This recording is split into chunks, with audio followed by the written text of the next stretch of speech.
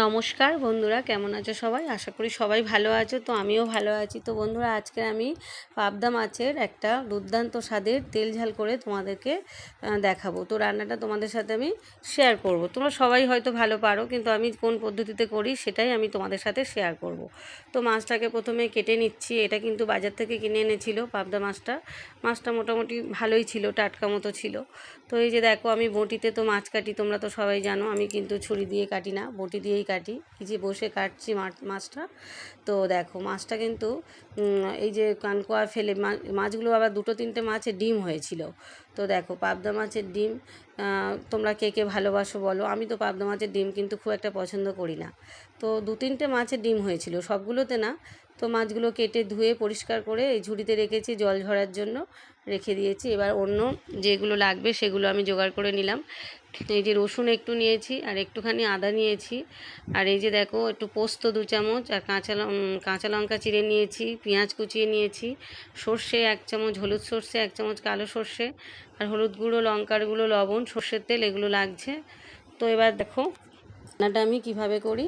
তো মাছগুলোকে প্রথমে আমি হলুদ আর লবণ মাখিয়ে নেব। আর একটু আদার টুকরো নিলাম, আদার টুকরো একটু অল্প করেই নিয়েছি, খুব সামান্য আদার টুকরো আর খুব সামান্য একটু রসুন বাটা আমি এর মধ্যে দেব। তো বন্ধুরা, দেখতে থাকো রান্নাটা। ভীষণ ভীষণ সুন্দর কিন্তু খেতে হয়েছে রান্নাটা। তো এই যে দেখো, এবার আমি হলুদ আর লবণ মাখিয়ে নিলাম মাছের গায়ে। তো তোমরা চাইলে একটু সর্ষের তেল দিয়ে মাখিয়ে নিতে পারো, কারণ এই মাছগুলো একটু ফাটে। তো আমি সর্ষের তেল আর দিইনি, আমার খুব একটা অসুবিধা হয়নি। তো একটু সর্ষের তেল দিয়ে মাখিয়ে নিলে ফাটে না আর কি। তো আর এই যে দেখো, বাটা মশলাগুলো কিন্তু আমার রেডি হয়ে গিয়েছে। পেঁয়াজটা কুচিয়ে নিয়েছি, ওটা বাটিনি। সর্ষে, কালো সর্ষে, হলুদ সর্ষে আর পোস্তটা আমি বেটে নিয়েছি। রসুনটা একটু বেটে নিয়েছি, আর আদাটাও একটু বেটে নিয়েছি। আর এবার দেখো, তেলের মধ্যে আমি মাছগুলো দিয়ে এক এক করে মাছগুলোকে আমি ভেজে নেব। পাবদা মাছ এমনি একটু নরম হয়, তো ওই জন্য একটু হালকা মতো কড়া করে কিন্তু ভাজতে হয়।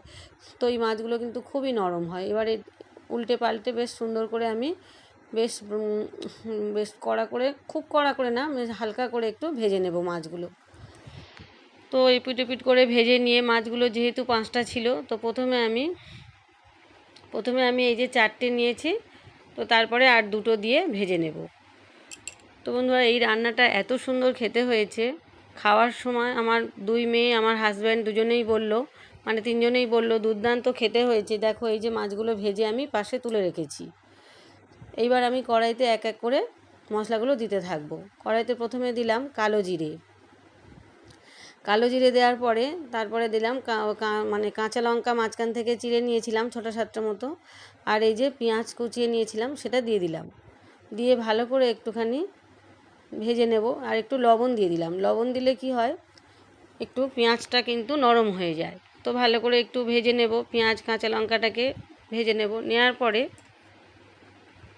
এবার এর মধ্যে আমি বেশ ভালো করেই কিন্তু ভেজে নেব। নেওয়ার পরে এর মধ্যে আমি একটু রসুন বাটা এর মধ্যে দিয়ে দিলাম। রসুনটা দিয়ে বেশ ভালো করে একটু মশলাটাকে কষিয়ে নেব।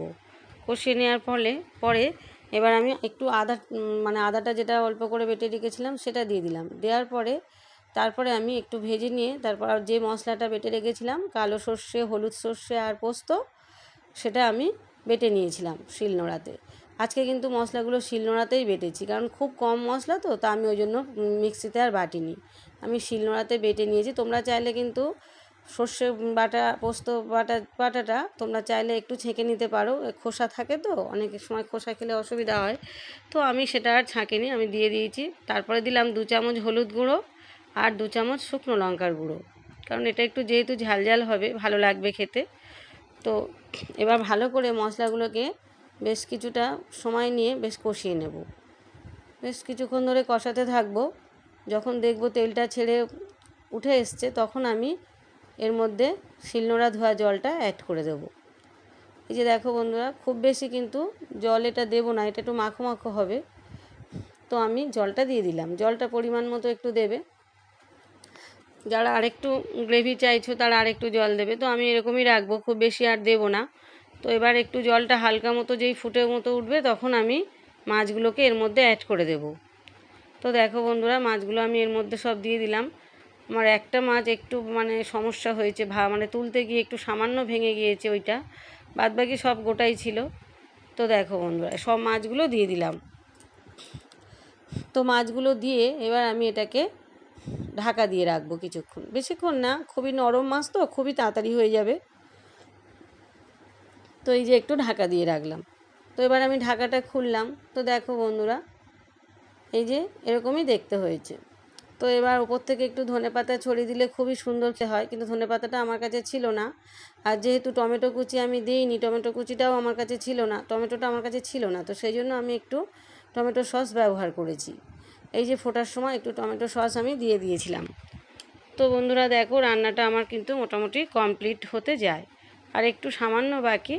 তোমরা যদি চাও আরেকটু মাখো মাখো করবে তো গ্রেভিটা আরেকটু মেরে দেবে, আর যদি চাও এরকমই রাখবে তাহলে এরকমই রাখবে। তো আমি এরকমই রেখেছি একটু, কারণ আমার মেয়ে বলে দিয়েছে যে মা একটু ঝালের কিন্তু একটু গ্রেভি রাখবে, আর গ্রেভিটা যেন পাতলা হয়, খুব ঘন কিন্তু খাবো না।